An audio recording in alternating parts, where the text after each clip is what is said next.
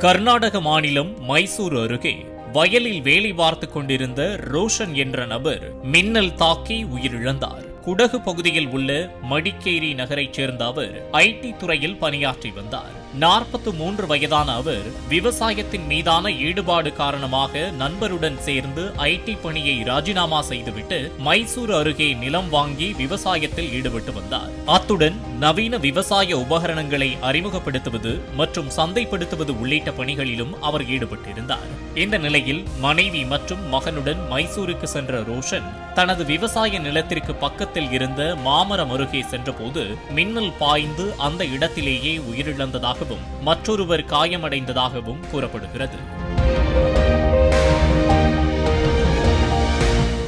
Play store மற்றும் app ஸ்டோரில் இருந்து பாலிமர் செயலியை QR கோடு மூலம் பதிவிறக்கம் செய்யுங்கள். செய்திகளை உடனுக்குடன் பெறுங்கள்.